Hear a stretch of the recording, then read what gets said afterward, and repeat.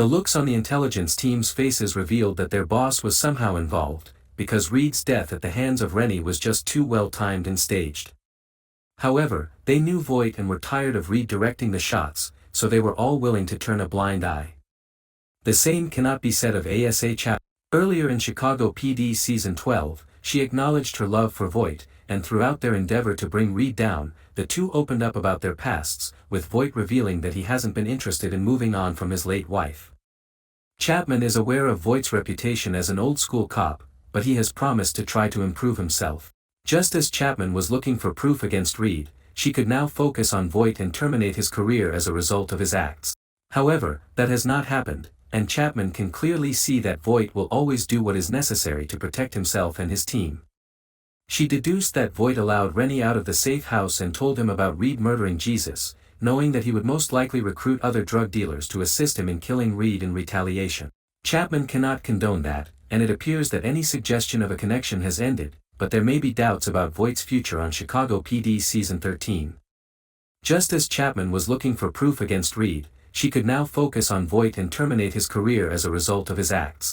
How else the Chicago P.D. Season 12 finale sets up Season 13.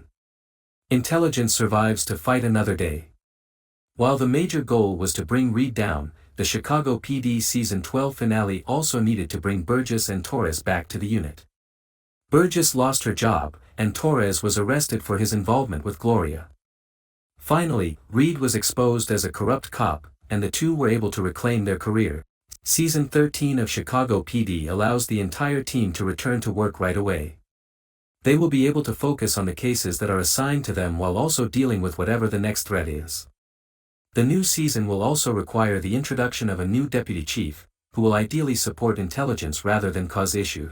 In the end, as he stepped into the church, he took a deep breath, almost as if God had returned to his side. Torres seemed to be in a better position after his time behind bars. In the end, as he stepped into the church, he took a deep breath, almost as if God had returned to his side. He re-established his confidence in God, and we should expect him to sleep better and be more focused on his work in the coming season.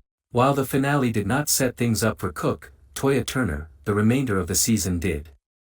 She is struggling to work with both sides of her family.